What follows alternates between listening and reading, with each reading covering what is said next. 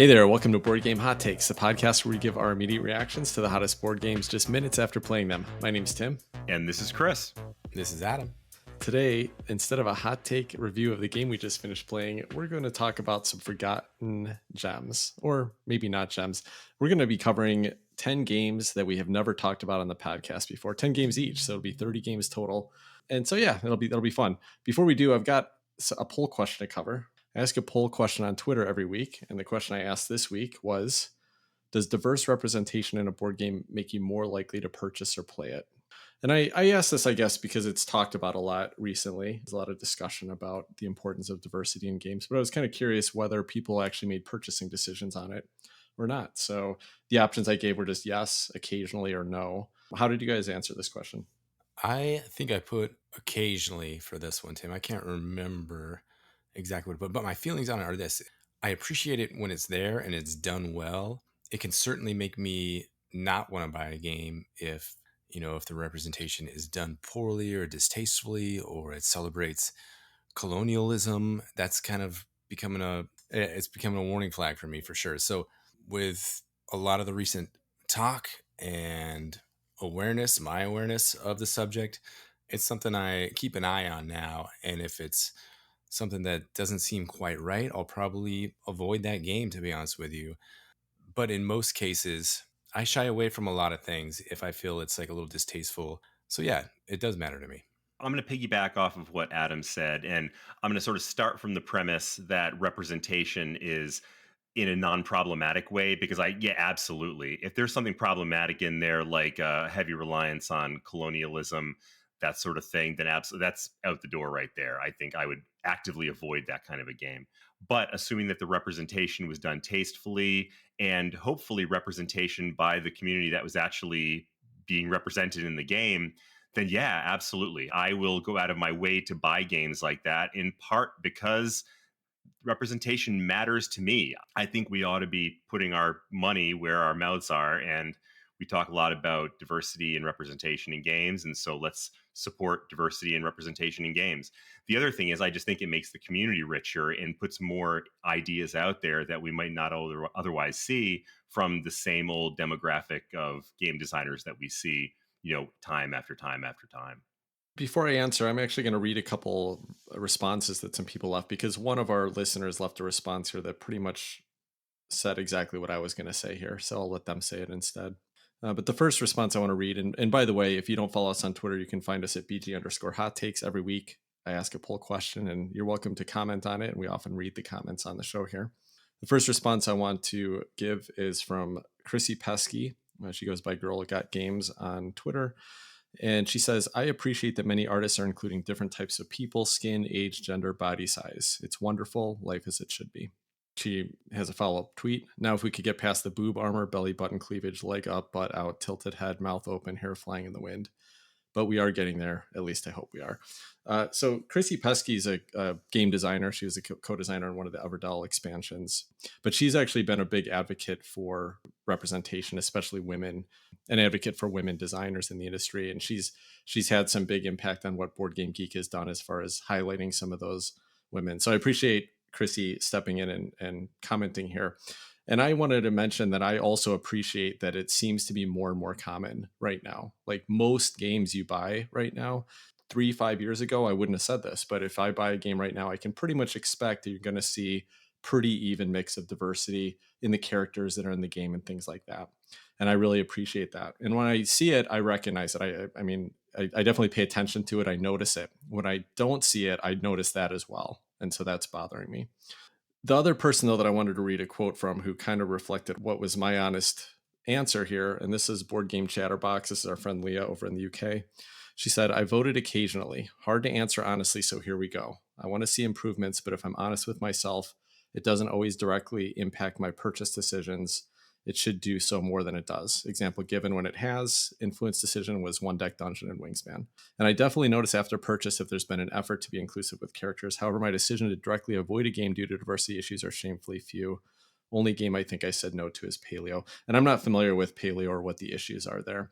I have, if I'm going to be honest, that's the honest truth right now, is I haven't made very many purchase decisions based on what I've seen in a game. If I have heard that there's been a pushback against diversity from the designer, the publisher, then I've definitely stayed away from it. But otherwise, I have to admit that I haven't, I haven't paid that much attention. If I hear it's a good game, I've kind of gone after it. And I also should be paying closer attention to that. But I did want to mention, I think we really are seeing a big improvement. I've noticed that most of the games that I've purchased that are new games that were published in the last year or two, it's a pretty diverse cast of characters generally in the box, and I'm really excited about that and appreciate it. I don't remember the statistic. There is a recent study that was done on diversity in games, and one of the statistics that stood out to me was that the number of women represented on a board game box was shamefully low. It was something like 6% or something like that. And in fact, less so than like a sheep. Like you'd be more likely to see a sheep on a board game box than you would be to see a woman. And that's pretty sad. So I do think that that's improving. I'm glad to see that. And yeah, I would like to continue to reward publishers that are making an effort there. So I would like to put more effort into it. I definitely should try to pay more attention. For anybody who's interested in diversity in games, a couple of good resources to go to. One, there's an excellent episode of the Board Game Community Show by Riley Stock where he interviews Tanya Pobeda. She's an academic researcher who studied diversity in games, and it's an excellent discussion. She provides some really interesting insights into that question. The other is it's not always easy to find if you want to say, look for designers from underrepresented communities, but there are Board Game Geek lists now, which originally were transferred over from Elizabeth Hargrave's website. She's the designer of Wingspan, for those who aren't familiar. But she had, for a long time, kept lists of female game designers, Black voices in game design, I believe LGBTQ plus designers. That's all been moved over to Board Game Geek now so that the community can add to it and keep the list up to date. So some good stuff to go to if you're interested in looking into this topic more. Right on. Cool, Chris. Thanks for sharing those. All right, well, let's jump into our main topic today, which is some forgotten board games. And this topic came up, as you might notice if you're a regular listener. We would normally be doing a review episode tonight, but we had some scheduling conflicts, so we couldn't do a gameplay and review. So we had kind of a last minute decision to put together a special episode. What better way to do it than to talk about some stuff without thinking much about it? So what we decided to do was basically just look at our logged gameplays and just find some games that we had never discussed on the podcast before, at least that we don't recall discussing, so that we had a chance to talk about some games that we're not always talking about, that don't keep coming up in our top 10 lists and things like that. And it'd be kind of fun to chat through some games that you haven't heard us discuss and get to hear the opinions of each other for games that we haven't discussed before.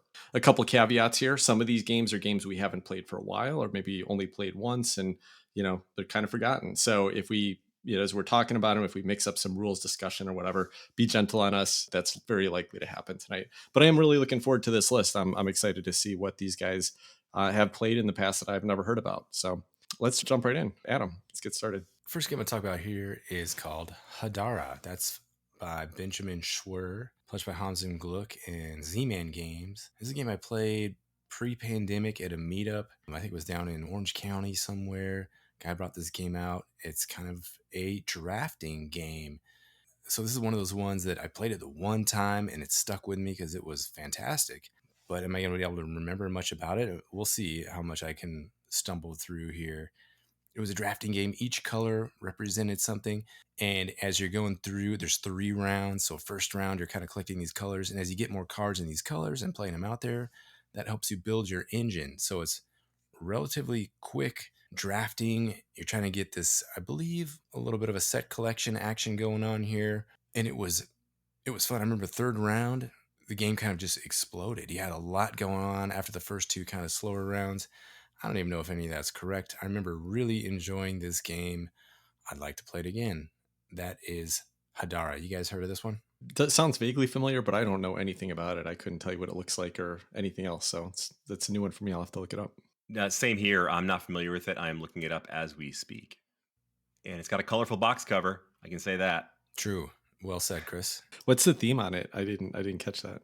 The little description here, and I didn't remember any kind of theme from playing it. I had to go back and read what it was. But you're into the world of cultures and countries of this earth. Over three, this is just straight off of Board Game Geek, so that's all credit to there. Over 3 epochs, you experience the transformation of your new world from a small settlement to high culture. So a little bit of a civilization builder is what it sounds like. And that's vaguely familiar. Yep. Okay. Yeah, Cool. looks pretty cool. It's fun. So for my list, you may not be hearing game names that have never been mentioned on this show. There are definitely some that have been mentioned before. Some are even ones that we've talked about a bit, but are not ones that I've brought up as giving my commentary on them. So I don't know if that's bending the rules or not, but that is the status of my list. And my first game is an example of that. It's a game that we have actually talked about, or you guys have talked about a fair amount, but I had never played before until I finally got a copy of it. And that game is Canvas, designed by Jeff Chin and Andrew Nerger, and published by Road to Infamy Games. And this is one that I think Adam originally brought to our attention, and then Tim played it, and you guys have both commented on it. And you had enough positive things to say about it that I went ahead and backed the game when they did their expansion content Kickstarter. I didn't get the expansion content, but I got the original base game. And for those not familiar, essentially what you're doing is you're trying to take these transparency sheets that, when combined, make paintings, and then you fit 3 of them into a sleeve that create this kind of wacky, interesting paintings. And each one also comes with certain icons at the bottom, and there are goals to get certain numbers of icons or certain patterns of icons. So essentially what you're trying to do is make those icons match the goal scoring or the point scoring goals at the end of the game. And if you do, then you get points for that, and you try to score as many points as possible, of course. It's so much fun because it's so colorful and so interesting, and there's such a sense of humor in the cards, which I always appreciate. It's such a novel idea that you're putting together these transparency sheets that together end up making these paintings. Now, I will say it's not a heavy duty game. It's relatively light, but I think one of the things that really kind of makes this game a positive experience for is if you're trying to get somebody new into board gaming. I've actually found this is a great game to do it with because it's simple. The rule set's very easy to grasp, and it's colorful, and it's fun, and it's got these novel cards, and it's a delight in that sense. If you're looking for a light to medium game, or you're looking for something to play with folks that you haven't played with before or that haven't played games before, then this is a really fun one to start with. So I appreciate you guys tipping me off on that. Yeah, what a pretty game and cool mechanism about putting these pictures together. I remember it feeling heavier, like more brain burny than I was expecting it to be. Adam's shaking his head over here, but for me it was. I felt like I just was struggling to get the 3D alignment of those icons in the right place and everything. But fun game. One little fun fact about the game: one of the transparencies is actually called Pride, and it's got this odd picture of a woman with a mustache. And then finally, after like the 3rd time we played it, I was like, oh yeah, that's Freddie Mercury from the music video to I Want to Break Free from back in the 1980s. And I just absolutely fell in love with it at that point. That's right. I never caught that. I didn't catch that in my couple plays with it, Chris. Fun game. Glad you brought this one up, Chris. Thoroughly enjoy this one. Need to play this one some more. All right, so my number 10, and by the way that my list is sorted is it's actually in alphabetical order because I just put together this list off BGG, typed it up in a sheet, and I'm not changing the order because I'm not ranking these. They're just games I wanted to talk about. So first one is actually a game I got to play fairly recently, but I happened to play it in a weekend with a lot of other games, so I never mentioned it on the table segment. But this is Carson City. This is by Xavier Georges, and I think it's currently published by Eagle Griffin Games. This is a Western themed game where basically you're trying to build buildings and kind of control territories out on this map out in the Old West. The way you go about doing this basically is there's a track, think of like parks where you've got a whole bunch of actions in a line, and you move your token around this track. And the further ahead you jump, the stronger the action is, but then you can never go backwards on it. So you have to be a little cautious about moving too far forward. I will say that I think that mechanism was fun to play with. I like that a lot. In fact, I just played another game this week. I'm kind of cheating here, throwing another game in here. But I got a chance to play Francis Drake, which is also by Eagle Griffin Games. And I talked about this on a segment for the Cardboard Conjecture podcast that just released this Wednesday. If you're interested in that game, go check that out. But that was a really great implementation of this type of resource track. Carson City was okay. I thought the area control, kind of the building section of the game, was not super interesting. I didn't love the scoring of it. It was fine. This was a game I'd be okay playing again, but didn't love. But interesting. I'd heard a lot about it. It's a well-loved game, and so I was glad I finally got a chance to play it. I'm looking at it here, and this is a game that I hadn't heard of, but it's apparently got enough going on that there's a big box for it. So good for them. Yeah, there's a bunch of expansions, I think. And like, some of the things that you're doing as you're going up this track is you're picking up money, or you're paying money to build buildings, or you're picking up bullets, because bullets, it's got this kind of like pressure mechanism where if two people want to build, like go to the same space, if you go to the same space on this track, then you get into a gunfight and you reveal the bullets that you've got available, and you can knock somebody off and they don't get any action that turn. So, that was, again, it's interesting, but I would say not fun, not really that great. Another game by Andrew Nerger and Jeffrey Chin is Afternova, also by Road to Infamy Games. This is a game I kickstarted again a while back, and it's in a tiny little box. It's well done. I got some little deluxe version. So what does that mean? There's like a silver border on the card. So not much for your extra money for your deluxe, but it's nice, a nice little production. Essentially, this game it's trying to do a little negotiation, a little trading game. Not much negotiation involved. So you need at least 3 players. I think it goes up to 5, maybe 6 players.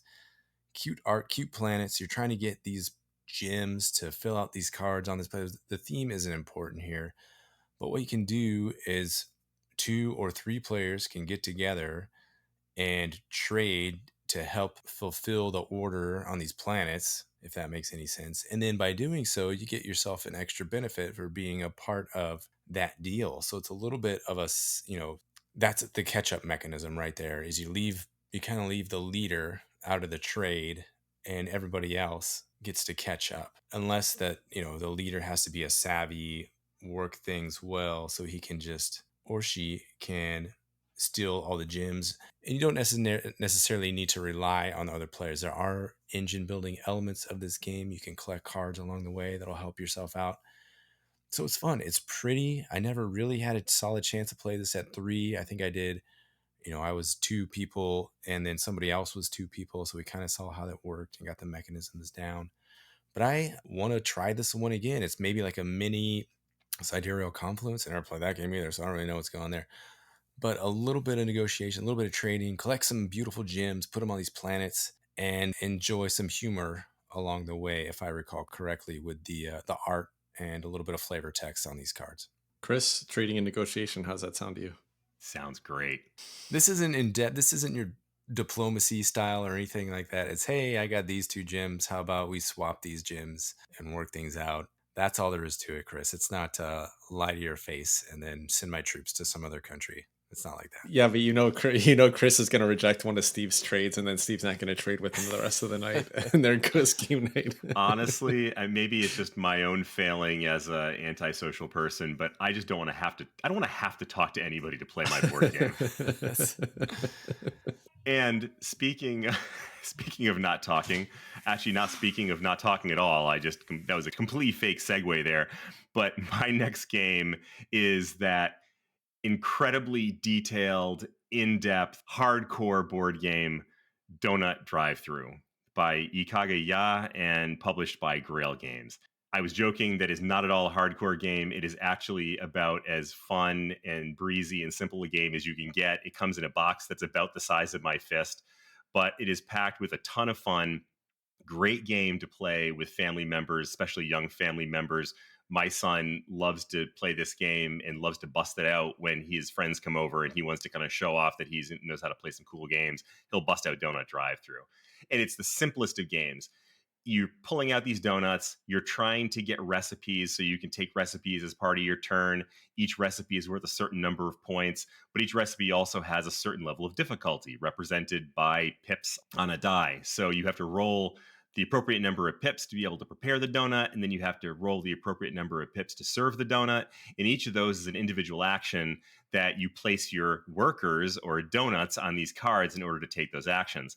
Actually, it does have one little interesting fun mechanism that I had not seen before, but the only way to get workers back is to take a coffee break. And if you take a coffee break, you have to take the workers off of one card. And it doesn't matter how many workers are on that card, you get to take them. So you can actually get more workers back than you put down there. So it's actually kind of a cool thing. But it's another game that has a lot of fun, a lot of a sense of humor. I mean, these donuts are just adorable little cartoon donuts. They all have faces and they're like smiling and winking at you. And they have names like pistachio cluster bomb and mint and basil center shock. Like, what's going on there? I have no idea. But it's hilarious and cute and simple and a super fun game to bust out when you got a few minutes and want to do something that doesn't require a lot of heavy thinking and you just want a little bit of fun.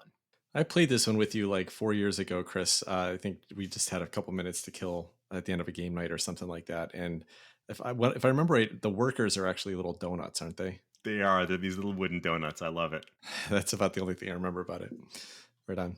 All right. Well, I'm going to talk about a game that's pretty well known. I think you guys know about it if you haven't played it already. And this is Century Spice Road. This is by Emerson Matsuuchi and Plan B Games.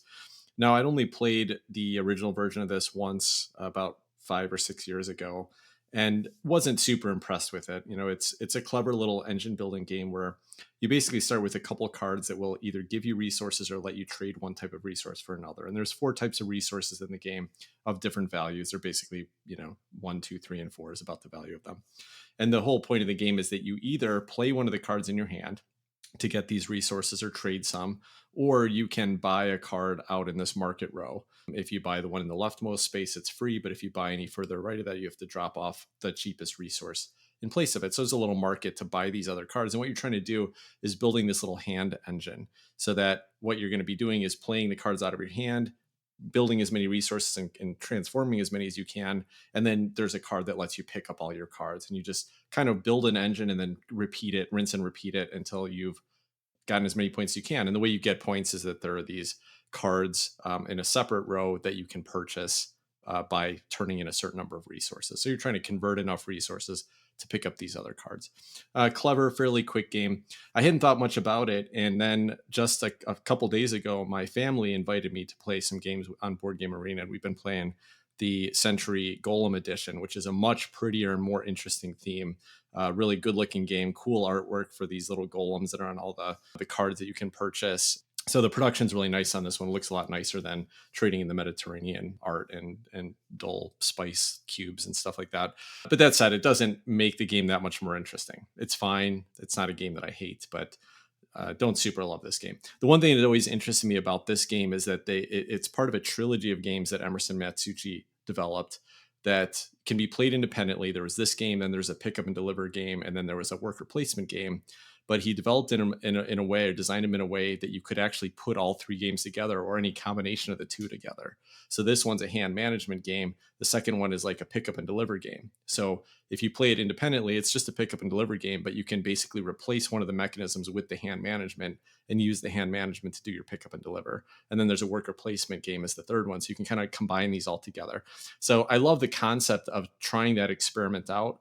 But because I'm not super fond of Century Spice Road, I don't think that I'm going to pursue that. But I think it's an interesting idea. It was pretty clever that he put this together. This one looks very card-based, Tim. I know recently we've been talking a lot about games that kind of come in a small box and are easily portable and don't take up a lot of shelf space.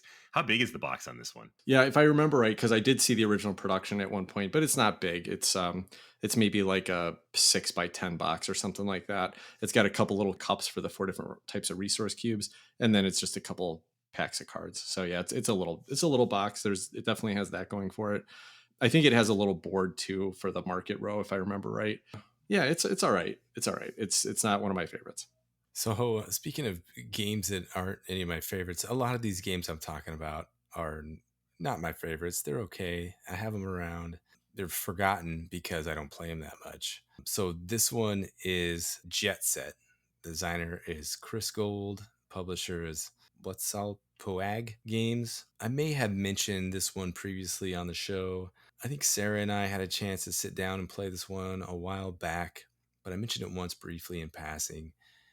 And I guess it's kind of like Ticket to Ride, but airplanes in Europe, and you've got this like cheesy art that's really, really, I don't know if it's stylish, I guess. There's a traveler, a female traveler on the front. She's strutting, she's ready to go travel. So what you're doing in this game, you've got a whole fleet of airplanes and you've got some little plastic, I don't remember those tiddlywinks, can I say that?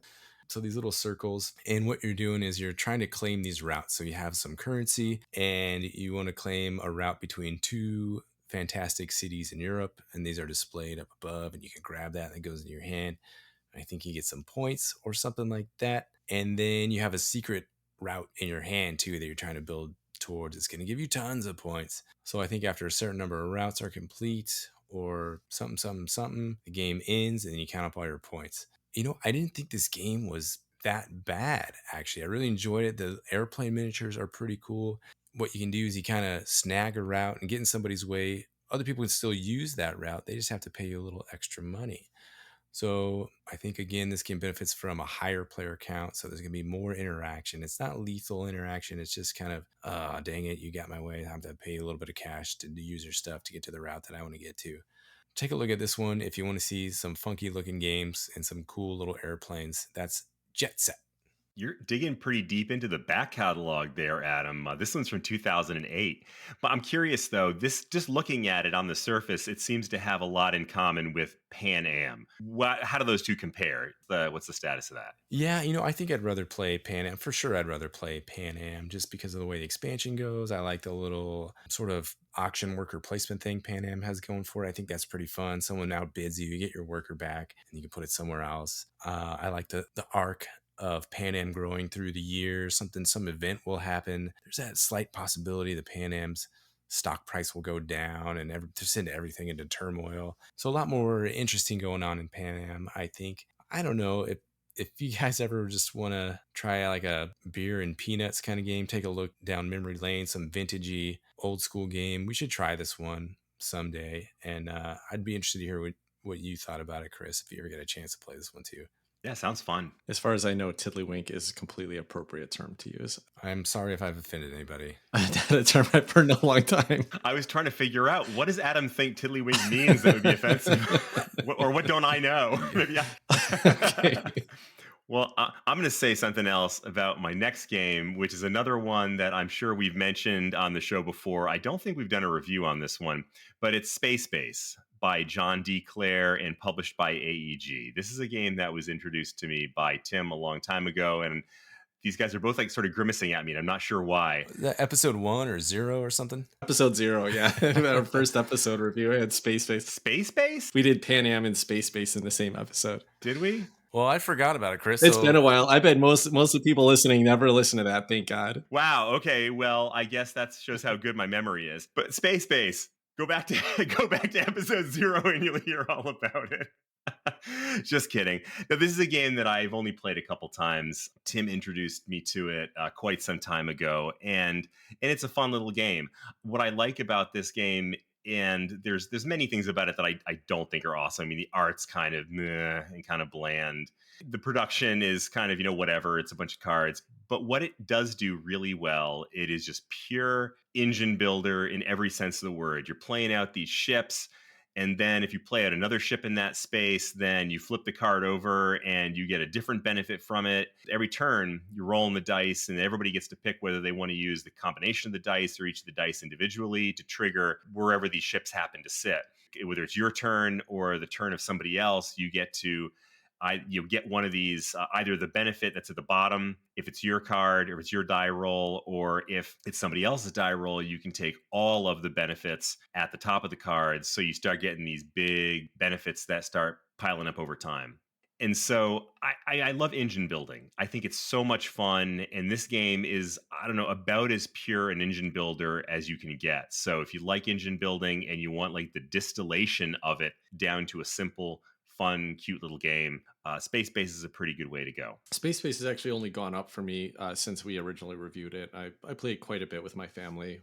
The thing that I really like about it, I think, is that everybody's engaged all the time. Nobody has a chance to pick up their phone or walk away from the table or whatever, because when you roll, you better be sitting there watching. Otherwise, you're not getting your resources that you were going to gain on that turn.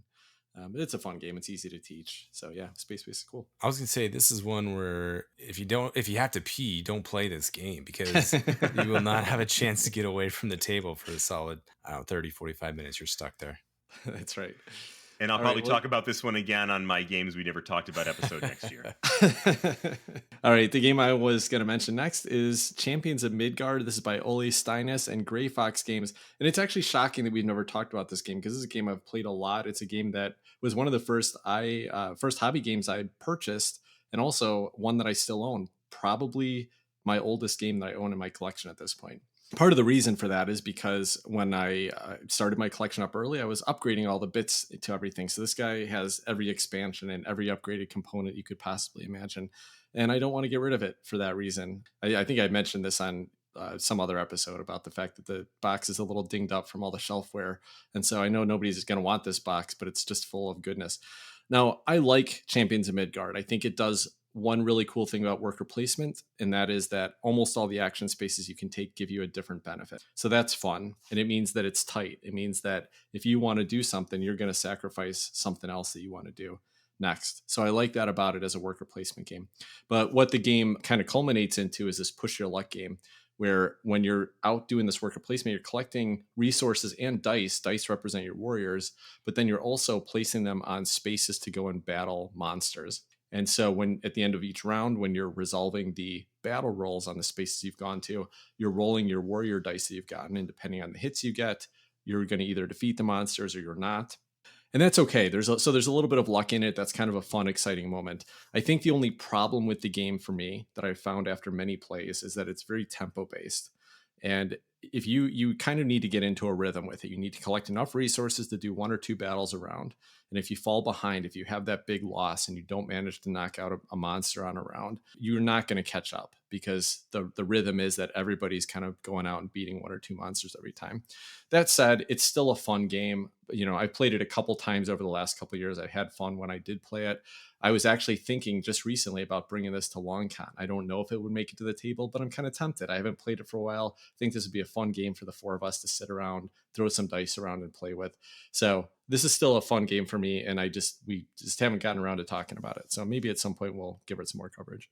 So Tim, you said this is one of the oldest games in your collection. You mean by publishing date, or it's been in your collection the longest? It's been in my collection long. It's one of the first games I purchased as I started to get into the hobby that I still own. I think it's the oldest, maybe Lords of Waterdeep. I think the two of these were about the same time. This was almost a crossover, Tim, because I was going to mention Champions of Midgard, which you and I had played a long time ago, back when I first started playing hobby games. And it is a fun game. The thing that I remember most of all, though, is one of the mechanisms is you kind of build up these ships and then you send your ships off to go attack. And it was like the big monsters, and you have to pack up your ship with food and all this stuff and then send them off. And then the farther you go, potentially the bigger the monster is and the more resources you have to have. And I remember this feeling every time you did that of like, your gut starts churning because it really feels, nerve wracking. Like, oh man, I'm getting ready to go off to battle. Better doggone well be ready. So I think that created a really cool tension. Like that a lot. I am going to talk about a game called SEAL Team Flix. That's designed by Pete Ruth and Mark Thomas, published by WizKid Games. This is a dexterity game where you're flicking stuff around, trying to knock standees down. So you're a team of Navy SEALs going to infiltrate whatever. There's these generic kind of bad guys on standees, and you're going through these rooms looking for these tokens. Each time there's a different objective. You're moving around this board, this grid, and you have a certain number of move points each turn. You're trying to hide behind these barriers so the bad guys can't see or hear you. And allegedly the fun thing is you get your little shots after a while. You get to load up with your armor and your weapons, and it gives you different size tokens that you get to flick and try to knock into the bad guys and knock them over or give them some damage. There's also these little mini games. So if you have like a sniper rifle, you go to this little sideboard that's like I don't know, like a cornhole, for instance, where you're trying to get it close to this little circle in the middle, and then that does more damage. That's actually harder than just doing your regular shot. And then there's another one that's more like I think like a shuffleboard kind of thing, where you get it closest to the end without it going over the edge. So depending on, what weapon you have, or if it's a grenade, like a blast radius kind of situation, a little sideboard. I thought it was okay. there was a lot to manage for the bad guys. Where they're going to spawn. You have to track noise. Are you making tons of noise? Kind of like Nemesis, but Nemesis really simplified that situation very nicely. So a lot of people really enjoy this game. I was kind of meh on this one. I sold it not too long after I had it in my collection, tried it a few times. That is SEAL Team Flix. Totally mediocre flicking dexterity game. I was going to say it looked fun, but it doesn't sound fun anymore. Well, this is why this list is interesting to me, because I've heard about this game for a few years and I had no idea you'd ever played it, Adam. You know, it's got a good pun in the name, so it felt like it was worth a try. So thanks for trying it for us. Yeah. All right. Well, my next game is another one that I know you guys are familiar with, so no surprises here. It's Hero Realms by Rob Doherty and Darwin Castle, and published by Wise Wizard Games. This one's big on my mind right now because I backed the digital edition that was on Kickstarter over the last year or so when they first put this out. And I've been playing a lot on the app, mostly against Tim and online randos. Adam hasn't really gotten on board with this game, so I know he's not a huge fan. But one might ask, why bother playing Hero Realms if you're already playing Star Realms? And it's a really good question because there is so much overlap between these two games that you could say the mechanisms are nearly identical. But a couple things. One is that there are enough different mechanisms that it keeps it interesting to me. So, for example, instead of having a completely generic deck like you have in Star Realms, each player chooses a persona. You can be a wizard or a cleric or the basic high fantasy tropes. And each one has a slightly different starting deck.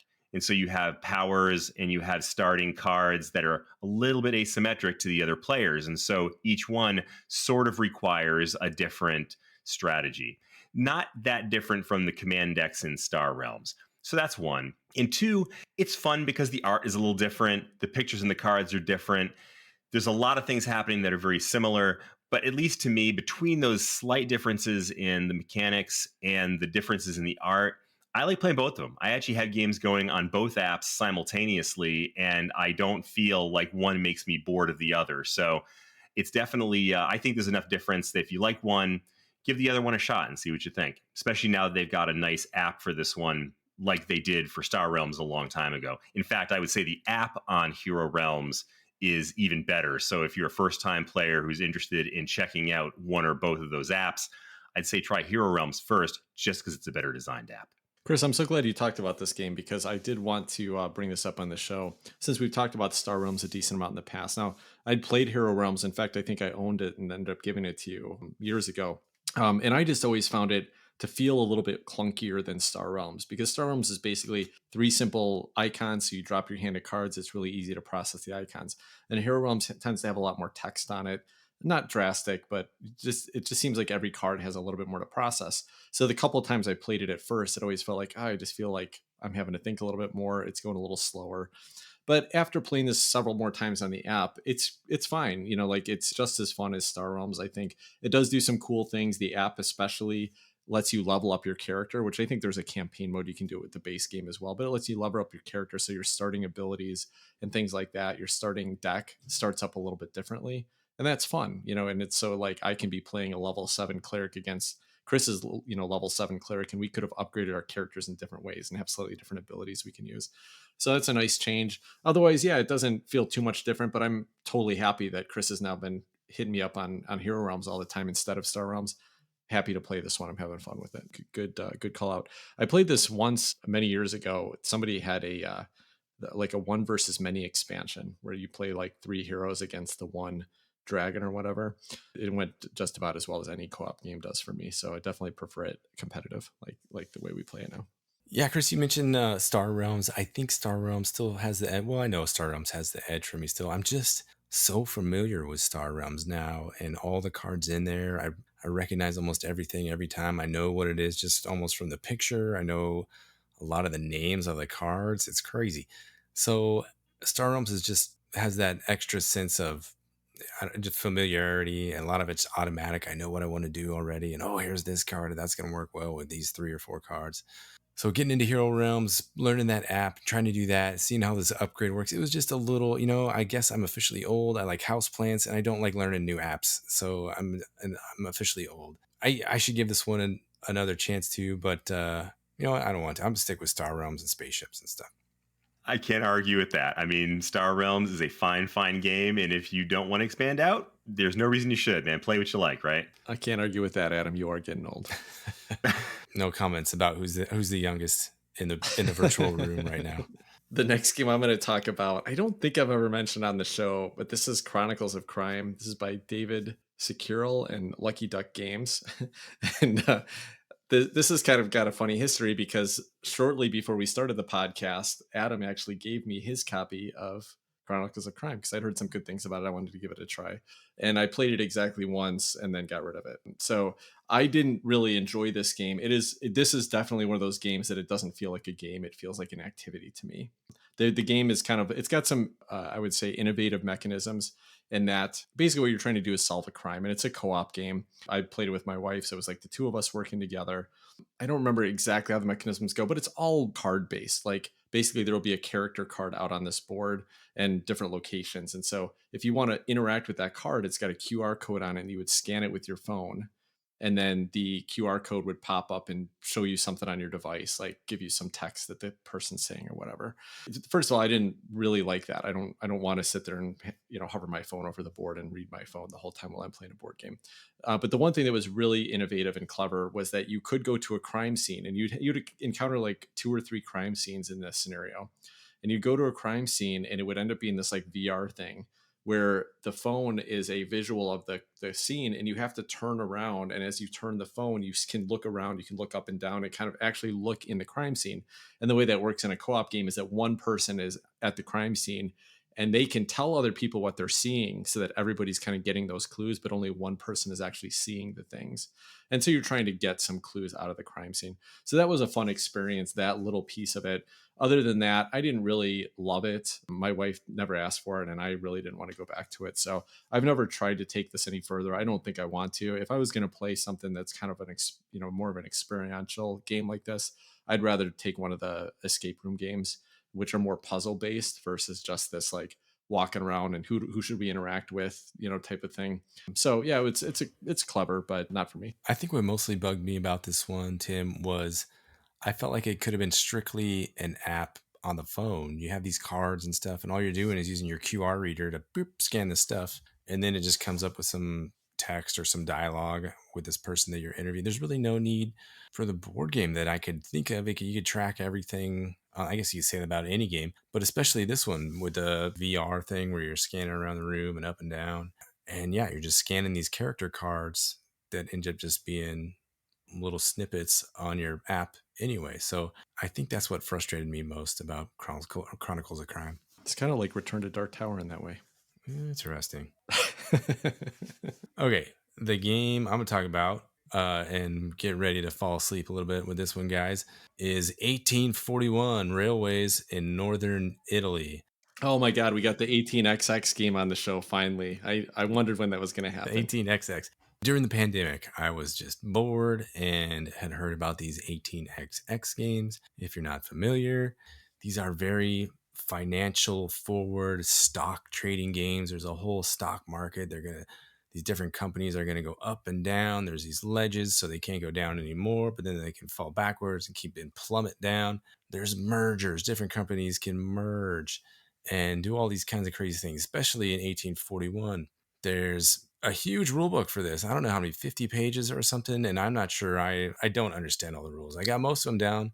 And then even people that play this game, thousands of times don't understand the rules. There's all these ambiguities like, no one really knows what this means here. So whatever, play it with a grain of salt or don't play it at all.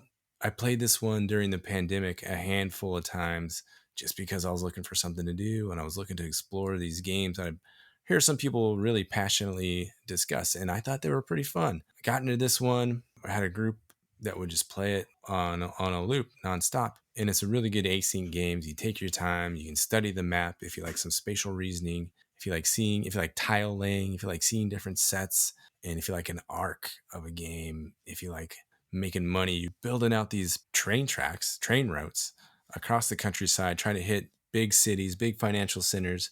And then what you're going to do is you're going to run your trains during this operational round. during the operation run. You collect all kinds of money and you feel so good. You're gaining all this strength. Your stocks are going up. So not only do you have cash in hand, but you get to count the value of your stocks for different companies that you own. And once the operational round is over, he goes to the stock round. You're buying shares, selling shares, trying to bankrupt other companies, trying to decrease their value. You're trying to anticipate what's going to happen so you can set that up and maybe swoop in on some cheap deals. You can see that this company's trains are going to go obsolete. New technology trains are going to take over and be the newest thing. And these old trains are just going to be history. And that company's going to business because they're not going to be able to run any trains. I played a handful of these 18xx kind of games during the pandemic. This one stood out to me. I had a lot of fun playing this one. You can be absolutely savage and absolutely brutal. If you're interested in these, there's a good site. There's 18xx.games that's easy to get into, nice interface. It shows kind of behind the scenes of what's going on. It has all these kind of Excel spreadsheets and nerdery kind of stuff that you can scroll through all these different tabs, and yeah, you get to see the backstage look at really what's going on, all the mathematics behind what looks like a stock trading and train running kind of game on the surface. So that's 1841 Railways in Northern Italy, published by, there's a bunch of publishers on. Deep Thought Games is the one I'm familiar with. And the designer is Manilo Manzini and Federico Villani. And according to BGG, has a playing time of 300 minutes. The 18xx games, and I feel like I should try one at some point, but I've never had as much of a disconnect between something that a lot of people seem to like and that I have less than zero interest. I mean, they don't sound fun. It, like Adam, you talked about that for a while in a way that seemed endearing, like you were talking about how you kind of like it, and I still am not even the slightest bit interested in actually playing one. So I feel bad having that feeling about it without ever having played it. But oh, man, I just don't know that I want to spend my time doing this. Yeah, there's some intro level 18xx games. Tom Lehman, designer of Res Arcana and Race for the Galaxy, does 1846, which is a very breezy 18xx. It's not as savage. You're kind of just laying tiles out there, making these routes, running different cities. And there's little opportunity for hosing somebody over, which I kind of enjoy. So it's considered one of the intro ones. A couple different systems of these variety of games. Yeah, I don't know. I can see it being not very appealing to you at all, Tim. It's very dry. Well, at least on the surface, it's dry. But once you get more into it, you start seeing the nuances. Like anything else, you study something, you learn the rules, you get invested, and then it becomes pretty fun. You're like seeing these different ways to manipulate the stock market. And, oh, I can put this tile here, and then this guy can't even go where he wants to go. That's going to be totally hosing him over. That's going to be funny. So yeah, there might be something there for you that you could maybe appreciate. You should at least try one at some point just to see what it's all about. But I don't think you'll enjoy them. I don't think you'll want to go back to them because they are pretty dry and there's not that much of a theme besides business, trains. Man, you're really selling it. I enjoyed it, man. If you like yourself a good Excel spreadsheet and seeing what's going on, the progression of a game and how these markets kind of work, it's pretty neat. I'm going to take a left turn from the 4.39 complexity 18xx game to something way breezier and simpler, but still puzzly and thinky. And that is Imhotep by Phil Walker Harding and published by Cosmos Games. This is the first hobby board game that I ever bought, knowing it was a hobby board game. You know, it's been so long since I played it, I actually want to get back in and play this one again. I know it's on BGA, and I'm surprised I haven't actually gone and started up a game or two there. But the gist of this game is that you're placing each turn these little building blocks out on the board, and you can place them in these ships, and then eventually you can launch those ships to bring them over to work on any one of a number of monuments. And the monuments each have a different scoring mechanism. Like, for example, with obelisks, you can keep adding your blocks to the obelisk to make it taller and taller, and then you get points based on how tall your obelisk is compared to other players. Now, the trick is that other players are also doing the same thing. And a lot of the different monuments, or all the different monuments, have the ability for other players to kind of sneak in and steal points away from you. So, for example, when you're filling up your boat, you get to put your blocks in there, but if you don't sail the boat right away, the other players have the opportunity to put blocks on that boat as well. And when they get over to the monuments, then those blocks are going to get unloaded in order. So there may be a particular spot that you're looking to drop your block, but someone else snatched that spot up by getting one of their blocks in there as well.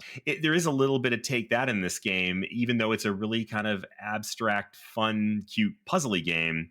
But again, this is the first one I ever bought, and it was attractive enough to me that even before I really thought of myself as a hobby board gamer, I thought this was a fun game to play. So I'm looking forward to getting onto this one on BGA and rekindling my appreciation for it. Yeah, Imhotep's a fun game. I actually got a chance to play this about a year ago. I played it, many years ago with you, Chris. I used to have a copy. I think I gave it to my dad. It's a fun game, though. I'd be happy to play this on BG. I always have a good time with it. The thing about it, after a few plays, is it starts to feel like almost everything you do is a little bit meaningless, because when somebody else ships the boat and they choose where your blocks go, you still get some points for where they go. You might not get the best points. And it's kind of like that across the board. Like, I can just put my blocks in any boat and I don't care where somebody ships them, because I'm going to get some points for it anyway. So I always feel like, I don't know how much the strategy plays in here versus just, but it's fun to play around with it and hope that you're pushing to the, 3-point scoring space instead of the 2-point scoring space on this one pyramid or whatever. But cool game, cool little production, big, huge, chunky blocks that you're putting out there and building pyramids with and stuff. Chris, I've never seen this one. I like to play this one just from looking at the production here. It looks like just cubes and some cardboard, but man, the color palette looks nice. You've got this nice, I don't know, Middle Eastern kind of theme, and then the blocks, the color palette there, they're red and gray, white and black. That's kind of a relaxing color palette to look at. So yeah, let's get this one going, man. I'd love to play this one. Yeah, and it's funny you caught up with the color palette because, I mean, it's not a huge production. It's a pretty mellow one, but it's such a pleasing one, I think. But yeah, I'll get a game started on BGA and see what you think. Cool. So I'm going to talk about a solo game here, a solo only game. This is called Deep Space D6. This is by Tony Go and Tau Leader Games. Deep Space D6 is a little, as the name indicates, a little dice placement game. You're basically rolling a handful of dice on your turn, and you've got this blueprint of a ship, and the box comes with a few different ships. So each ship acts a little bit differently, but you got this blueprint of a ship, and there's little stations around the ship, and stations can get activated by different dice faces. So, you might have a station that allows you to fire missiles, and you might have a station that allows you to, like a medical bay that allows you to heal your workers, your characters, or whatever. So you're basically placing these dice around and trying to deal with the threats that are coming. There's this threat deck. That's a whole bunch of little ships that are coming down and attacking you. I don't remember exactly. I know there's a little bit of a clever mechanism, whereas the ships are there longer, they kind of move down and become bigger threats. And eventually, if there's too many threats and you can't take care of them, your ship gets blown up. But you're trying to eliminate these ships and get through this whole deck. And there's even a big boss battle at the end, where when you get down to the bottom of the deck, you put out this set of cards that's a boss that you have to fight. But you've kind of built up a little bit of an engine over the course of the game and made your ship a little bit stronger and your dice a little bit stronger. I remember having a lot of fun with this. I traveled this when I was traveling for work a lot and would play it in my hotel room a little bit. It's a fun little dice placement game. I got rid of my copy not too long ago just because I felt like One Deck Dungeon gave me kind of the same feel, but I liked it just a little bit more. But Deep Space D6 is a great little game if you like playing solo. It's cool. Very cool. Next up on my list is Hellenica, the story of Greece, or it's just Hellenica, Story of Greece, designed by Scott Demers, who's commented on our Twitter feed before. Thanks for paying attention, Scott. Published by Mr. B Games. And this game was a Kickstarter back in, when was this guy published? 2019. So not too far ago, but it's a big old game set in ancient Greek times. You got all of the traditional, factions or civilizations that weren't necessarily around in the same period of time, but here in this game they can be. So you got like the Spartans and Athenians and 4 or 5 other names you would recognize if I could recall them. Essentially, this is supposed to be a civilization builder. It has some neat things going on. The player boards are dual layered. You have these little cubes there. You're trying to research stuff to build up your actions more. You take cubes from your board, put them on your buildings to activate that type of building, or the powers that building could potentially do. That's kind of your actions throughout the round. So as the game goes on, you have more and more actions that you can do. You don't necessarily need to do any combat. You have public goals and private goals. And once you've met, I believe it's 3 out of 4 or 5, I don't know, 6, 7, 8, however many goals there are, then that ends the game. If you want a longer game, you can do 4 goals. You're just trying to meet these goals, and that triggers the end game. So maybe it's occupy 6 or 5 sea regions, or maybe it's have libraries in 3 different territories, or maybe have built your second giant monument to the gods. And that's it. So a lot going on here. It was a little bit fiddly with the amount of stuff going on. You have on the left side like an event tracker, so that kind of counts down every time somebody moves. The gods are going to notice, so that could trigger an event every now and then. You have these all the monsters from ancient Greek mythology. Those guys are going to pop up every now and then. You have a turn order tracker. You have each civilization has a little something different going on. I don't know if that's true, if they're asymmetric at all. I don't think they are. They're just different colors. But you have all these different scenarios you can set up too. And based on the number of players, certain number of regions are going to get blocked out. So there's a lot going on here.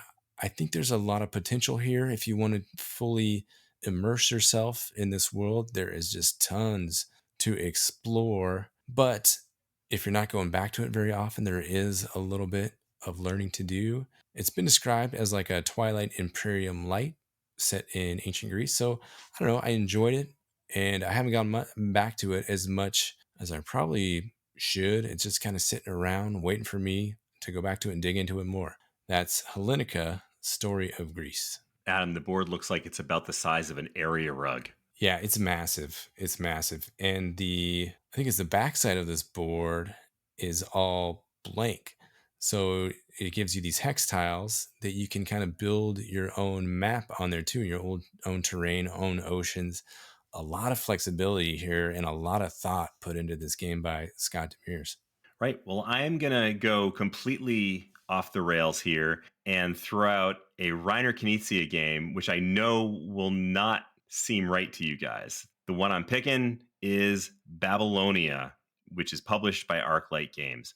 Now, this is not me going soft on my Reiner Knizia thing, but although honestly, the reality is he is such a beloved designer that I almost feel like this got to be my problem. Like, why is it that I can't get behind the Reiner Knizia games?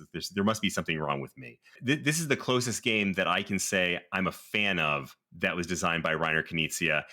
And the reason for that is basically the end game scoring is relatively simple, which is one of the big complaints that I have. The rest of the game, it's a lot of very familiar mechanisms from Reiner Knizia games. You're putting tokens with abstract symbols out onto a board surrounding cities and then scoring points based on the number of the area control around those cities, how many tokens you have, and then certain cities give you more benefits or different benefits. In a lot of ways, similar to Samurai, which we've talked about before. But what I appreciate is that he so often puts these odd endgame scoring mechanisms. And Samurai, again, is the one I'll point to as being sort of like my poster child for like, what's going on here? I got this many points, but I lose all my points because I didn't have enough of this thing, even though I had the most of that thing, but I blew it because I got too much of this and not enough of that. And that to me is just, it's confusing, and it's something that I've not been a fan of. This one's pretty simple. You're basically scoring your points as you go. You get to the end of the game. Whoever's got the most points wins. And the game is pretty breezy, pretty light. I think I played 2 games of it in a night, maybe 45 minutes per game. And it was not bad, kind of fun. So if you're somebody who is interested in Reiner Knizia, but doesn't necessarily want to get into the deepest, heaviest, most abstract of games, then Babylonia might be a reasonable place to start. I did really want to try this game, and then I played Tigris and Euphrates, and that really put me off on wanting to play more tile-laying Reiner Knizia games. But if you liked it, Chris, it's probably a good sign that it's at least a little bit more on the normal side of Reiner Knizia's stuff. Yeah, I wouldn't mind trying this one. I've heard it's like an iteration of Samurai, which was okay, just okay for me. Like you said, the in-game scoring just was like, okay, I get you can do clever things with in-game scoring, but how does that make the game fun? So I'd be interested to try Babylonia. All right, I'm going to talk about a Stonemaier game. This is by Jamie Stegmaier, and this is Euphoria, Build a Better Dystopia. probably the only of Jamie Stegmaier's games that we haven't talked about in some detail on the show before. And I actually really like this game. It's a dice worker placement game. It's got one of the most fun and amusing themes I've seen. It's set in a dystopian future, but it's very tongue-in-cheek humor, great artwork, great production, just a beautiful, bright colored game. And there's a lot of little clever thematic links in the game. One of them being that your dice basically represent your workers. And you don't want your workers to get too smart, because if they get too smart, they'll decide they want to leave your society. And so anytime when you go to re-roll your dice, and you're going to be able to collect more dice over the course of the game, but it's risky because when you go to re-roll your dice, if you get over a certain amount of pips on there, then you lose one of your dice. They run away. That's a really clever thematic link, but also probably one of the most frustrating mechanisms of the game, because like any worker placement game, collecting extra actions, extra workers to take actions is important, and it's costly to do that. But then to have one just lost because of randomness, very thematic, but pretty sad when it happens. And this is a race game. You're basically racing to get 6 stars, which are kind of based on these goals you get throughout the game. So if you lose the tempo from losing a worker on a turn, that can really set you back. It's not a perfect design, but I've always had a lot of fun playing with it. There's some really cool mechanisms about where you place your dice workers that, the first time you place one there, it might only have 3 pips on it, so you get 1 resource. But if you place more dice there, you can actually build up the pips to get more resources over turns. And there's some interesting card play, some asymmetric hidden abilities. So you're kind of working for, to kind of push your faction to do the best, but you might actually have a faction face down so that you're working with other players to kind of build up that society as well. I think this game plays really well at like 4 to 6 players. Any less than that, and it loses some of the fun interaction. But one of my most fun gameplay experiences, I was hosting a game day for work back when I was traveling to my office regularly. And we played the 6 players, and it was just this chaotic, crazy mess. And we had a blast with it. It was like, you never knew it was going to happen by the time it came back around to you, because there's like these shared markets where you're building things together. But if you don't help build this market, then you get a negative effect. You're fighting for these, for these worker placement spots. People are losing workers. It's a really fun game. I like it a lot. If I thought it was going to get more play, I would have kept it in my collection, but it just wasn't getting played and got a lot of other worker placement. So I moved it on. Still really enjoy this game though. I remember playing that game once and thinking it was pretty fun. It's funny though that this is like the one Stegmaier game that you just don't hear about that often. Yeah, I've never played this one. Wouldn't mind trying it. But the game I'm going to talk about that I plan on bringing to LongCon here in a few weeks is Sentient. I mentioned this one briefly not too long ago, but didn't talk about it too much. This is designed by J. Alex Cavern, published by Renegade Games Studios. And here you are drafting cards in sort of an auction style. And those cards are going to manipulate these 5 dice that you have on your tableau. And you're trying to sort of mathematically orientate these dice so that they conform to the rules of the card that you've bought. So one of the cards might say the dice to the left of this card and the dice to the right of this card have to sum up to equal 7. And then the card to the right of that, so you might have a 3 and a 4. And then the card to the right of that might say the dice to the left of this has to be less than the dice to the right of this. So you'd have to have that 4 on the one side, and on the right side, you'd have to have a 5 or a 6. So you're sending out these agents and these helpers to bid on these cards. After everybody does that, the round resolves, and whoever's got the most agent and helper values above the card gets to take that card. You put it in your little tableau, or you put it below the dice that you want that card to go with. And then also you look at in between each of these cards in the market row that everybody's bidding on are these little chevrons. And that is a set collection component of the game. So that's an in-game multiplier. So the workers and helpers on the left and right side of those chevrons that are above the cards, you count those up, and whoever has the most workers around that chevron gets to take that into their collection. So say, I think there's 4 suits of cards, something like that. There's a military, there's like a helper, I don't know what they are, all the different suits. Say you collect 4 of these military guys and you have 3 of the chevrons. I think that ends up being 12 points. Pretty simple. At the end of the game, you're going to add up all your points. Whoever's got the most is a winner. But it's a neat little puzzle that auction piece and how well the card's going to fit with the dice that you want to manipulate. You can also, there's a couple little nuances there. You can do a thing to flip your dice up one or down one. You can pass. There's a little pass mechanism. If you want to wait for some other card to come out, you can replace the cards. I think that's what it is. You can sweep them all, replace them, and pass for your turn. A couple little things you can do if it's not looking quite right for you. There's a lot going on in what seems like a simple game. Really enjoy this one. You don't hear about it much, but that is Sentient. Looks fun. I'm looking forward to playing this one in Long Beach. I think you'll enjoy it. So my last game was a Reiner Knizia. Now I'm going to completely change directions to Awaken Realms. So how about that? And I'm going to talk about Lords of Hellas by Adam Kopinski. And the reason I'm bringing this game up is because I spent a lot of time, so much time talking about Awaken Realms games because they hit so many of the notes that I like in terms of production and theme. And this game is no different.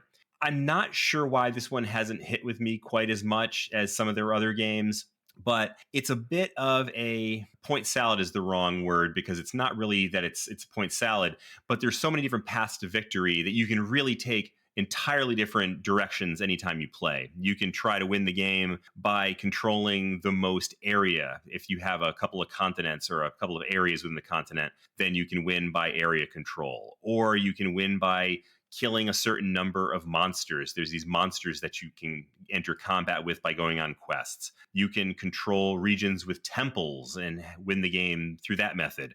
Or you can build monuments and then control the territories that they're in. So there's all these different things that you can do. But I think like with so many of the Awaken Realms games, where this one really shines is in the production. The gameplay is good, but not amazing. But the production is really amazing. It's really impressive. It's this really interesting theme of the Greek gods and monsters, but heavily technology infused. So there's like a Zeus has this whip made of electricity that's kind of this electronic thing in this suit of mech armor. And I'm not sure what exactly they were going for there, but whatever it is, it's pretty cool. And it's got the huge miniatures. It actually has these gargantuan miniatures that count as monuments that you build one stage at a time. So they each come in about 3 pieces, and you're trying to build those up over the course of the game for points and for benefits and various things. So it's enough of a success that I backed the upcoming game by Awaken Realms, which I wouldn't call a sequel to Lords of Hellas, but it's probably the spiritual sibling, Lords of Ragnarok. It's the Norse mythology version of Lords of Hellas, which looks like it has some more refined gameplay and the same kind of amazing production. But you know, if you're a Awaken Realms fan and that sounds attractive to you, it's a great looking game. It's got some good gameplay, and it's probably worth a look. If you're an Awaken Realms fan, then you know that you're going to be checking the rulebook a lot while you're playing the games that you're enjoying. And this game is no different, and probably the biggest hit for us, I think, because it has some clever, fun things going on. Going in and attacking those monsters was fun, where you're playing these little combat cards and trying to hit spots on their body. Going on the quests with your hero was fun. Building those monuments, like cool ideas all around here. But I think altogether, it probably need to be developed down a little bit and a little more streamlined. Like get Eric Lang's hands on this game, and it probably would have been a great game. But yeah, it was decent. Did you say you did back Lords of Ragnarok, Chris, or you didn't? I did. You did. You couldn't resist. I couldn't resist. I probably should have resisted, but I couldn't. We'll see how that works out. Do you know any of the differences between Ragnarok and Hellas? I did when I first backed it. Sure. I couldn't recite any of them to you now, but it definitely has some refinements. It's not the same game. Cool. All right. So I had a chance to play the Funkoverse strategy game. The version I played was the Nightmare Before Christmas set, but basically this was the idea when Funko created their game publishing company, and they hired Prospero Hall, and of course they've had a lot of great relationships. A lot of great games came out of that combination, but the first one they put together, I think, was trying to take advantage of all the IPs that Funko owns with their Funko toys, and they wanted to make a game out of it. And so the game they made was the Funkoverse strategy game, which is basically a tactical combat game where you have this little grid map, and you've each person has 2 characters that they're playing, and you're taking some basic actions like moving around the board and doing basic attacks. Not too interesting. The one really clever mechanism is that each character has its own little card that has like 3 special powers on it. And the special powers require different resources to activate. And so when you take a special power, let's say you take their strongest power and you have to put, 2 of one resource and 1 of another up there. They go to the top of this little track, and then every turn after that, the track moves down 1. Think of it kind of like Star Wars Rebellion, where your ships are being built. They kind of move down this track, and then you eventually get them back. So the resources are like that. If you spend all your resources on the biggest attack, you may not be able to do any other special attacks for a couple turns, but then you eventually get them back. And so that's kind of clever. And each of the characters has a couple different powers that trigger with these mechanisms. But all in all, I found it to be pretty dull. I think tactical combat is just not my thing anyway, because I don't love the idea of just like moving around the board and trying to hit and then bounce away so that you're not too close, and then they got to waste their actions to hit. And it was no different here. Any tactical combat game I've ever played kind of suffers from that. This had some clever things going on with it, but it's a game I definitely don't want to go back to. The fun thing about it is that, of course, you can mix all these IPs. So like we had Nightmare Before Christmas, but you could buy the Jurassic Park pack. You could buy Golden Girls pack. You could buy Avengers now, I think. And you can buy Jaws, and you can have Quinn and the actual shark from Jaws out there on your map fighting with the raptor from Jurassic Park. So clever concept here, and they executed okay for a family weight game like this, but definitely not my type of game. Probably the only place where you can see Lord Voldemort square off against the Kool-Aid pitcher. That's right. Oh yeah. Well, going from Kool-Aid to 16th century Europe, we have the Field of the Cloth of Gold. This one is designed by Amabel Holland and published by Holland Spiel Games. Here, the 2 rich kings are peacocking each other. You had King Henry VIII of England and Francis I of France. Is based on history. There was a big old party, and they were all trying to outdo each other, spend the most money, and show off how much money they had. So this game tries to represent that. Here you're taking an action, and whatever action you take is going to give your opponent a free token. And it's going to leave you, or your opponent, I should say, 2 options for their turn. So you're kind of deciding what your opponent's going to get and what to leave yourself, what 2 options to leave yourself when your opponent's taking their turn. So it's a little bit tricky, much like a lot of Amabel Holland's games. They have this painful kind of agonizing twist to them where you're like, oh, none of these options are good, but I guess I'll go with this one. It's a 2-player game only. Played it a few times, again, a few years ago, and it was okay. I thought it was interesting. Never wanted to really go back and pursue this one or purchase it. But I thought it was interesting, and going back and it's pretty unique. There's not much else out there like it. A quick game. I don't want to say simple because there's a lot of thinkiness going on. A couple other twists. You can go to this space that'll let you block one of the other spaces out, so your opponent definitely can't go there. That's the Field of the Cloth and Gold. A weird one, tricky one, and based on a funny historical event. What do you guys have to say about that? I wish it was called Age of the Field of the Cloth of Gold. It should be. There should be some more grammatical nuances in there. You're right, Tim. Throw a few more ofs in there and you're good. And it's the most uninteresting box cover I think I've ever seen. It is a gold box cover with large writing on it in black. There's a little picture of a dragon up there too, though, and like a silhouette of a dragon, if you look closely. That is true. It does sound kind of amusing, though. It sounds kind of fun. So my next game is Zombie Kidz Evolution by Annick Lobet and published by Le Scorpion Mask. Is this a game that you should go out if you need something to do between your Terraforming Mars and your Orleans and your A Feast for Odin? Probably not. Not the game for you. But it's a great game if you have a kid, particularly a little kid, who you think might be interested in hobby board games. The reason for that, couple things. One, it's a cooperative game. So you can work with them, you can help them along, you can kind of show them the ropes as you're going and have some fun doing that. The other is it couldn't be a simpler rule set. Basically, each turn you're rolling some dice, you're defending a school building from attacking zombies, and the rooms are all different colors. The roll of the dice tells you where your zombies go in the school, and eventually, if you can't place any more zombies, then you lose the game. Means the zombies have overrun the school. But each turn you get to put out your zombie, you get to move into another room, and then you get to take out whatever zombies are there. Couldn't be simpler. It's a great one to play with the little kids. And the one thing that does kind of keep me coming back when I play this with my son, I always have fun with the legacy aspect of this game. It is a legacy game, and you're peeling off stickers, you're opening doors, you're putting out new cards that have new powers, and your kid now has a super soaker that can take out 2 zombies instead of 1 zombie, or whatever it is. Or it just, there's a lot of little fun things that are happening in there that I think make it a tolerable game for an adult, but a lot of fun for the little ones. Did you like it enough, Chris, to look into Zombie Teen Evolution, which I think is the follow-up to it? No, my son's not a teen yet, but when he gets there, then we'll look at that one. Just kidding.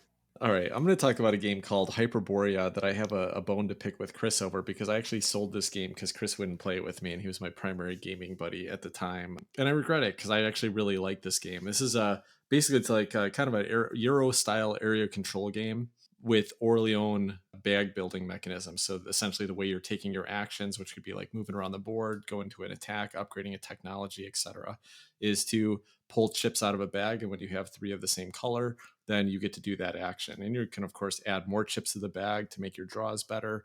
I just thought it was a really fun little kind of Euro style game that had some theme going on with. There was some discovery. You're moving around this map and going into ruins and flipping over these tiles that gave you new benefits. And my few plays of it, I really liked. It does feel a tad bit dry. I don't know that it would have aged super well, just considering like the simplicity of the chits that you've got and the hex tiles and things like that. But there was a kind of a cool engine building mechanism and a little bit of asymmetry. Everybody starts with a different character that has a little different power. So if you like the idea of Orleans with a more fun and interesting theme, kind of an adventure fantasy theme, you should check this out. It kind of hits the same notes as Orleans does, but apparently didn't hit those notes for Chris. I've had my eye on this one. I've always wanted to give it a try, but Chris, why the big thumbs down? Did you try this and it didn't hit? Nope. And it's been so long that I've forgotten, or maybe I wiped it from my memory because it was so bad, but I just don't remember anything about it. Oh, actually, I do remember one thing about it, that it had the minis that were like the size of my thumbnail. So it's these little tiny minis. It's like the kind of thing that you'd have gotten from like your Monopoly game or something like that. So I should have known. That's the problem. It didn't have large enough minis for Chris. No, there was many other problems beyond just that, but that was one. It's a clever game. It's not in print anymore, but I even like kind of thinking about repicking it up. And I was at a seller's market at a con recently, and somebody had it for $20. So I think it was printed by Asmodee, and it was a pretty big push. And then you could find it in bargain bins everywhere for a little while. So I think there's a lot of copies out there. If you wanted to pick this up, you could probably find it pretty reasonably. Yeah, man, start picking through that bargain bin. My next game is Antike II. This is a game designed by Matt Gertz. He's also the designer of Concordia. And the publisher, I think the one I have is Rio Grande Games. This game is an area control, but it's super light and it's quick. There's a rondelle. All the actions are just right there on the rondelle. Everybody just takes 1 action per turn. You can move further along that rondelle if you want to pay a resource, or 2 or 3. You just can keep going as far as you want. As long as you have the resources to pay, take the same action over and over again. All you're doing is you're trying to meet certain goals. Once you meet that goal, you grab a card. Once you get a certain number of cards, that's when the game ends. I think you have to get between, 6 or 7 or 8 cards, something like that. And it's for completing these different goals. Again, I think it's like have this many libraries or this many temples or this many things, this many whatevers. But a super quick, very, I don't want to say light. There's a lot of thought going on here, but it has that kind of breezy sense to it. Nobody's sitting there waiting a long time. Combat in this game is a breeze. It's one of these situations where if you have 3 guys versus 2 guys, then only 1 guy's left. That's it. You just do a little subtraction, and that's the winner. So there's not much thought going into it. If you have enough troops, then you can sweep in wherever and take over the other guy's territory. We should try. I don't know if you guys have any interest in trying this. Very old school, traditional looking. I've heard good things about this game. It's very dated, but it's supposed to be very good. So again, this is one of these ones that I've tried with less than the player count and me playing multiple hands just to see how it flows. And it flows really nicely. So I wouldn't mind if you guys wouldn't mind sucking it up, playing one of these old school games, giving it a shot. That's Antike II. Electric Boogaloo. I'll try anything once. Matt Gertz, Concordia is such a clever game, and it's got a bland brown map of Europe. And this looks the same. So I would suspect probably really clever mechanisms here. It's probably worth a play, but boy, it does not get me excited. So I am going to retread some well-trodden territory here and throw out the second of my Realms games for this list today.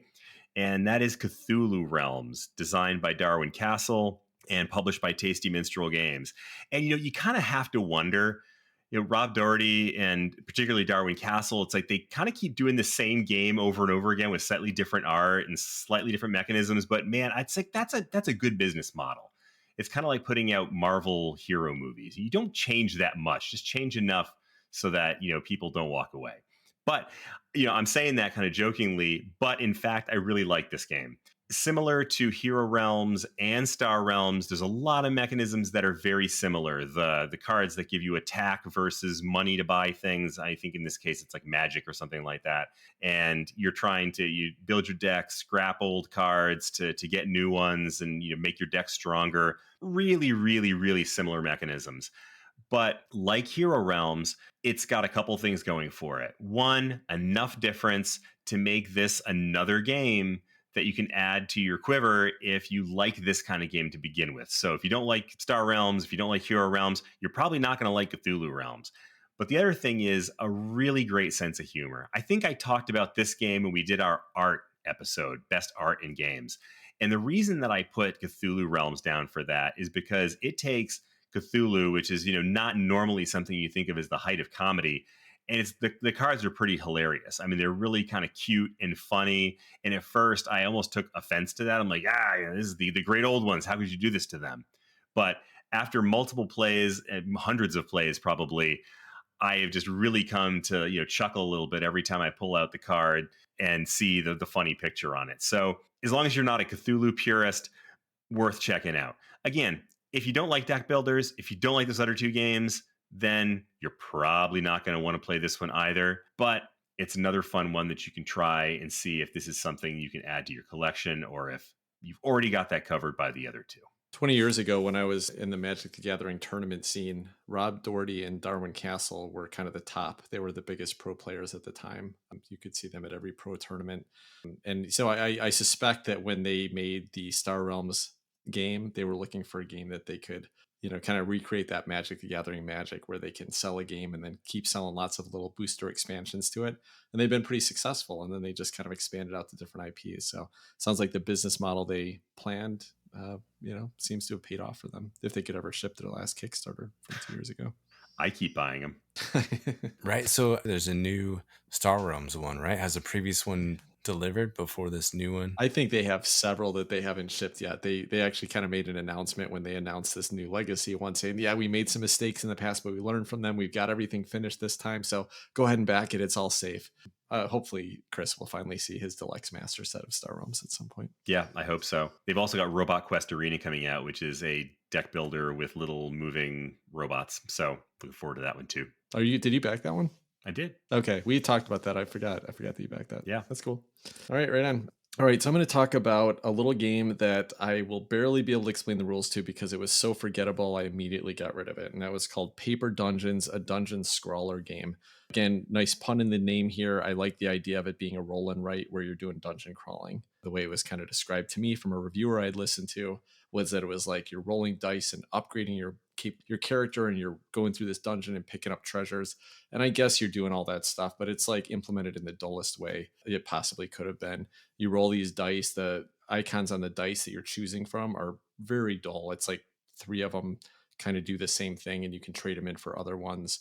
So the choices weren't that interesting. You're playing a pretty solo game, and I only played this solo, but you can play it multiplayer. The only interactions is that you're all going through the same map of a dungeon at the same time. And there are a couple like gems in there that if you happen to get to it first, then you pick it up and it's not available for anyone else. And I think if you defeat one of the 3 monsters in the dungeon, then you get the most points for it before other people do. But I just did not have fun with this game. I played a couple times and never really wanted to pull it out again. So I moved it on. Yeah, that was Paper Dungeons, a dungeon scrawler game. Richard Garfield just released a roll and write like dungeon crawler game that sounds a lot more interesting to me. So I don't know. I might have to give that one a try, but this one did not hit. So the only reason you got a hold of this one, you just heard about it and you thought you'd give it a shot, and then it just fell way below your expectations. Yeah, that was it. I mean, it was right when it came out and a reviewer had gotten a review copy and they posted about it on Twitter and they were like, yeah, I love this. And, kind of what they said about it sounded fun to me. I just didn't find it very fun. By the way, I forgot to mention that was from Leandro Pires and Alley Cat Games. The game I'm talking about, I think this is the 10th one out of 10. I am going to talk about Patchwork. This is designed by Uwe Rosenberg, and the publisher, amongst many, many others, is Lookout Games. It was one of the first games that I played. I'd heard about it. I heard it was fantastic. So I was up at the now closed Board Game Cafe on the south end of Glendale, I think it is. Tim, I know you know this one. It's a Game House Cafe, right? Yeah, Game House Cafe. I think it's gone, which is kind of sad. It was a beautiful spot. Anyway, saw this game, pulled it off the shelf, learn the rules in 5 minutes. All you do is you're sprawling out all these pieces of quilt that are in Tetris-like shapes. They're all made out of squares, and you're filling in your quilt. You're trying to make a beautiful quilt. What else is going on here? So that's the biggest thing. You have all these shapes around in a little pond, so you can reach out to the 3 shapes in front of the pond. You pick that shape that you want, and you put the little pond right in front of that shape. You slot it onto your quilt. The shape may or may not have buttons on it, and the shape definitely has the cost in buttons and the amount of movement. I forget what movement, might be something else, but there's a little movement tracker that also occurs as you buy a shape. You move your little piece forward. If your piece crosses over a button, you get to collect buttons. Buttons is a currency here. The amount of buttons that are on your quilt that you're constructing. So, do you want to get the shape that has like 2 buttons on it? Or do you want the big, huge shape that covers up lots of pieces but doesn't have any buttons on it? Maybe this shape costs 7 buttons and it's gigantic and it comes with 2 buttons on it and it's going to fit perfectly right here. So a lot to think about in this little tiny box with a fun theme. Fun for me. I've never sewn a quilt or anything, but I enjoyed it very much. I think it fits with these different shapes that you're trying to patch together.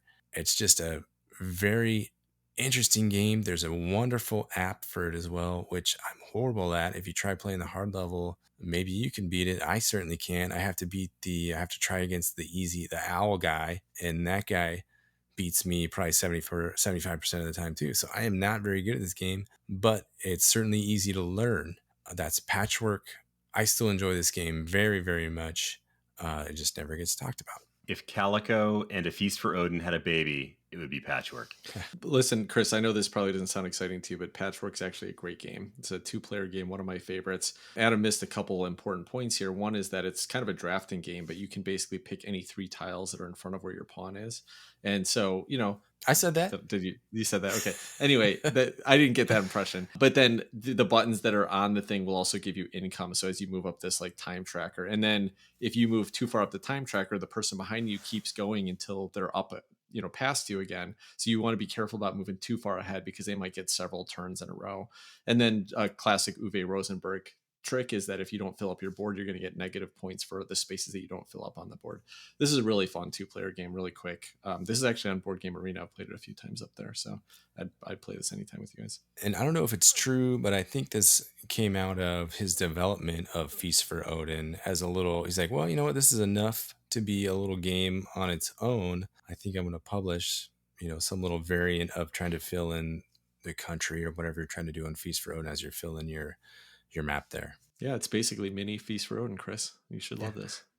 So Tim's comments are actually the perfect segue into my last game. And by that, I mean, there's been this recurring pattern in my gaming life here. And it goes something like this.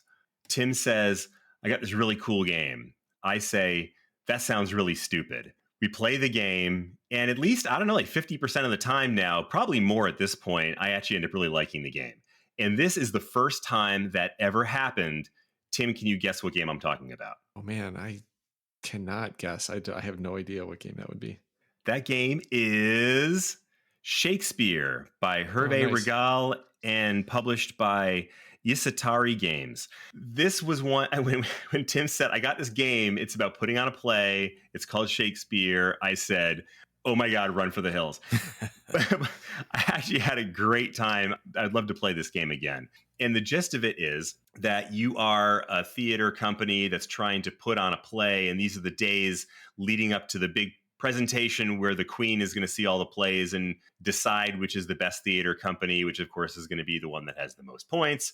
But you're trying to put on the best plays so the queen favors you and you become rich, famous, and you win the game of Shakespeare. And the way you do this is you have this hand of cards, each of which is some kind of a theater person. It could be an actor, it could be a set designer, it could be a jeweler or a costume maker. There's all these different people that have different abilities and skills. And then each turn you're going to draw or draft one of these workers, and then you're going to play some actions.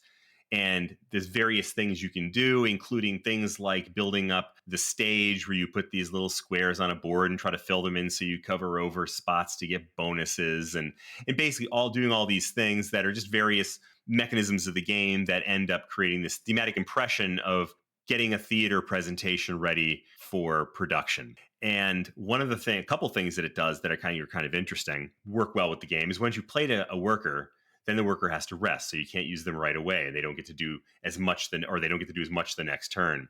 And the other is this recurring thing that all of us have complained about, and particularly Tim. It's like you have to feed them corn, as in Sulkin. I mean, you have to pay them. You don't actually have to feed them corn, but it's basically the same thing. And it's a mechanism that I begrudgingly like because it creates such a tight economy in these games, but is so frustrating and so rewarding at the same time, depending on whether you're able to do it or not. So that's the first place that I saw that mechanism. But overall, like Obsession, this is a game that sounded so dry and ended up being so fun and thematic, even though it doesn't have a big production, but so nicely done. And I'd love to play this game again. Yeah, that's funny. This was on my short list. I almost talked about it tonight, and it didn't quite make the cut. But I'm glad you mentioned this. This is a cool game, neat production, neat thematics in it. I remember I played it a couple times, and it started to feel a little repetitive by the end of the second play. I think there was an expansion that I heard, really spiced it up a little bit, but I ended up moving it out of my collection before I had a chance to try that. But fun game. I'm glad I had a chance to play it, and I'm glad you remember it as well, Chris. And since you like that feeding your worker mechanism, just wait till we play Lorenzo Il Magnifico, where you have to please the Pope, or else some bad things happen. So be prepared to be pleasing the Pope.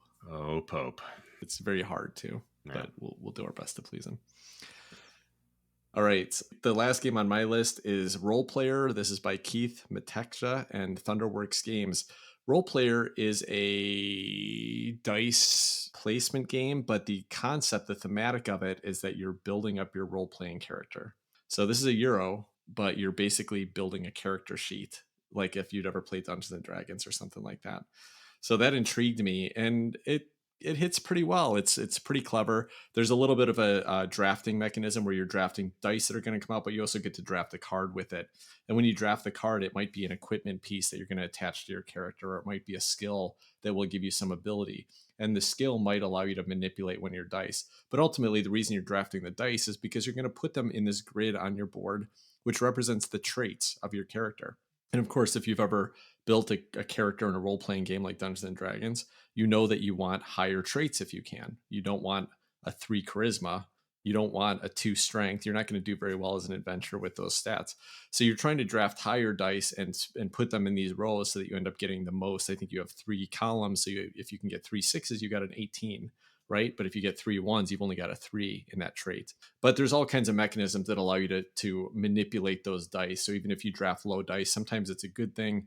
Sometimes you want to focus. You've got some goals that you're focusing on that might help you, might give you extra points if you get a specific high trait, and maybe even some bonus points if you get a low trait on another one. So it's all about manipulating these dice, and it just puts a fun little thematic, kind of coding on it that makes it a little bit unique, a little more interesting. Definitely better than some, European city type of game. I played this several times and it did start to get a little tired, but there's an expansion for it that I played once. I can't remember what it's called now, but it introduces, because one of the complaints about it was like you're building up this character, but you don't get to adventure with this character. But it introduces this little decks of monster cards that on your turns, you can also take actions to basically attack the monsters and get additional benefits. And that added a lot of fun the one time I got a chance to play that.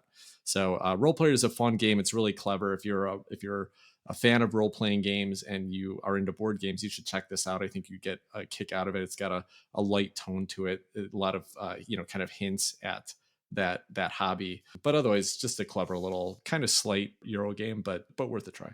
I'm glad you said it has that monster combat aspect to it, because I was wondering as you're describing this. So what of this? How do you get this character out into the world? So it sounds like there's at least a little bit of that in there. Yeah, kind of, and it's not. It doesn't quite like it's one of the in-game mechanisms. So you're still building up your character, but at least you get to adventure. Now they released a new version called Role Player Adventures about a year ago. I think it was kickstarted. I think it's out to backers. It has been for a little while, and from what I understand, that sounds to be a pretty clever, kind of more of an adventure game, maybe like a Return to Dark Tower type of game where there's a bit of story in it and things like that. And apparently, you can use the adventures that you built up in the main role player game as well, although I think they have some starting characters with it. So they did finally kind of answer that question, like, well, can I use this character now? So that's kind of fun. All right, cool. So we all covered 10 games that we hadn't talked or hadn't at least discussed very much on the show before. That was fun, guys. A couple games there I had not ever even heard you talk about before. So that was pretty cool to get through. And apologies to those of you who are fans of the games. Obviously, they were forgotten games for us, so not some of our favorites. So we might not have been too hot on them tonight, but that's okay. There's all kinds of different tastes for different people in this hobby. Anyway, I think that'll wrap up the conversation. One little piece of news is that we do have a merchandise shop out now. If you like the show and want to wear our logo on your t-shirt or get a coffee mug or whatever, you can go to our website at boardgamehottakes.com and click on the merchandise link up in the top menu and feel free to grab some merch. We've already had a few people buying it and posting some pictures on Twitter, and that's really fun to see. We don't make any money on this, by the way, so don't feel like you have to do it to support the show, and we're not trying to take any money from our listeners. You just are paying for the manufacturing of it, and it goes directly to the store that we're hosting it with. But we do love to see the logo out there. We'd love you to support the show by sharing us with your local gaming community. So if you feel like getting on that, we'd love to see it, and send us a picture. We'll post it up on social media. You will look so good. All right. Until next week, take care, everybody. Good night, all. Bye-bye.